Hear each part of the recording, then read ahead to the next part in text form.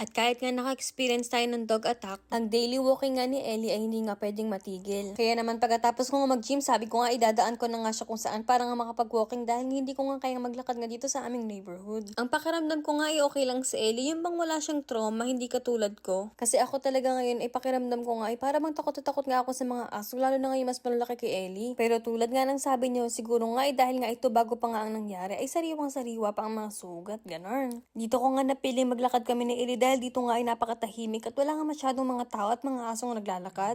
At bawat lakad na nga din pala namin mga mare ko ay meron na talaga akong bitbit nga na kinemerot bambang nga sa aking mga kamay para just in case, alam mo na yun, may protection na ako. At ito nga mga mare ko si Ellie, mukhang sayang-saya naman siya naglalakad nga dyan. Ay apo, Diyos ko mga mare ko, sa totoo nga lang, ay pagkatapos mong i-film nga itong mga saglit na moments nga na ito, ay ka-live nga ako sa Facebook. At kung present ka nga sa live nga na yun, ay apo, Diyos ko, ay paniguradong ramdam na ramdam mo nga ang kaba at takot nga ni Maring Sisi. Ay wititit nga, at paano ba naman mga mare ko, may nakasalubong nga kaming mama na may kasamang malaking aso, ay sobrang laki. At ito na nga mga mare ko, ini-screen record ko na nga yung nangyari nga sa live. Kasi ayan may aso. Napapraning kasi ako. Ayan, ako malaki pa. Napapraning ako pag ganyan may makakasalubong din. Halate ka. Hala. Wait lang. Come on the side. Hala, wait lang. Natatakot ako.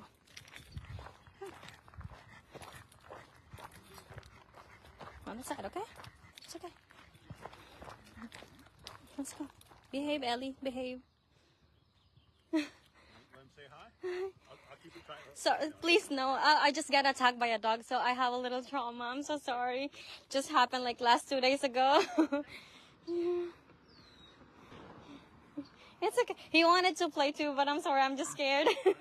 Yeah. Okay, we'll let you go. Yeah. Thank you. Have a great day. You too now. Oh no. Sorry. Ay, sorry na at tagulugulang nga ng video dahil nga nakafocus nga ako kung mamaya ay para bang ang feeling ko nga kasi talaga mga mare ko, iatakihin nga kami ng bawat asong makakasalubong namin. Hindi ka o yan mga mare ko, pero totoo talaga, sobrang takot ko talaga. Ay, medyo matanda na rin kasi yung lalaki, sabi ko nga ay paano ba naman kung nagwala nga yung aso na yun, ay makokontrol niya ba? O siya, mga mare ko, kami nga uuwi na nga ni Ellie at magdi-dinner na nga siya. At yan lang muna for today's vlog. Thank you for watching and see you guys on our next one. 928,000 pesos or $16,000 yung sinabi ng nurse na tumawag sa akin kung magkano daw ang bills. Hoy, mga mare ko, konting kembot na lang ay pamilyon na. Nung tumawag sa akin yung nurse, mga mare ko, ang nasa isip ko pa nga is baka 1,600 lang yun, baka na mali siya, or 1,600 ganyan. Tapos na inulit ko, sabi ko 16,000. Sabi niya, yes, it's a lot. That's why I'm calling, kasi kailangan kong hingin yung insurance details, yung income namin ni boss, income ni boss, income ko, ang dami yung mga tanong-tanong ganyan, para mas mapababa pa daw yung price.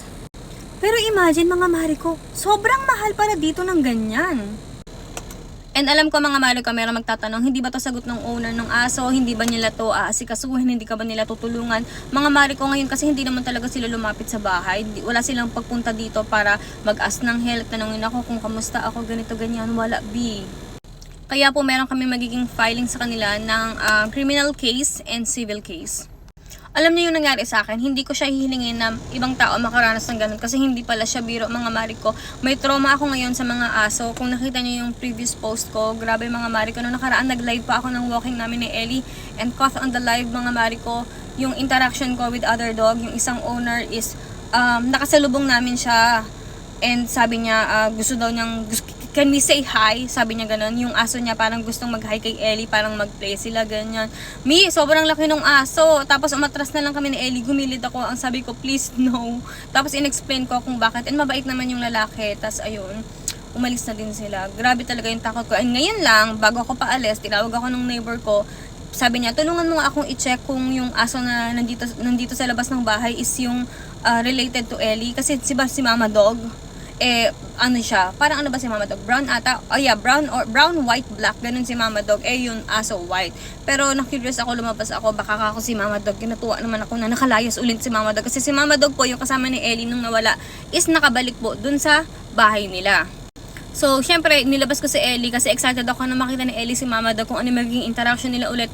Pero yun nga, hindi pala yun si Mama Dog kasi puti. Nung paglapit ko, halabi, lumapit yung aso sa akin. Pero hindi naman siya yung paglapit ba na parang aggressive. Parang gusto niyang mag-hi. Pero grabe, sobra yung takot ko. Parang feeling ko ngayon, ang mga big dogs is lalapit sa amin para atakihin ako. Tapos ayun, nag-ano na lang ako na please, please, please, no, talagang, hindi ko ma-explain sa inyo, pero sobra yung takot ko ngayon sa mga aso. Like, maglalakad lang kami, may mga makakasalubong kaming aso, parang hihilingin ko na lang na wag na kayong mag-hi sa amin, wag na kayong huminto din, hayaan na lang kaming maglakad. Parang ganun ang pakiramdam ko ngayon.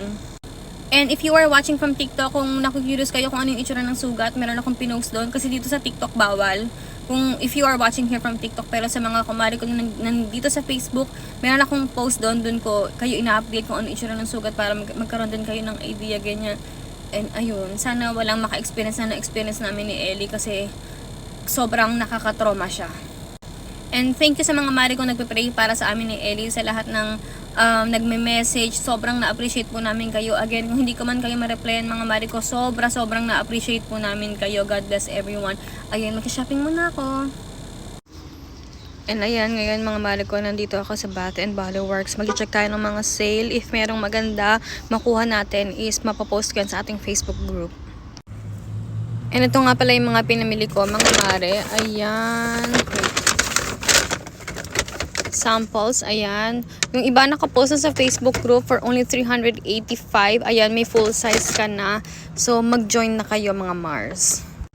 And nandito naman ako sa Marshalls, mga mare ko. Siyempre, ako ay maghahanap ng mga ititinda din natin. Also pala, nung nasa Bath and Body Works ako, yung isa sa mga kapitbahay namin ay nagkatrabaho doon. So, ayun, chinika niya ako, kinamusta niya ako.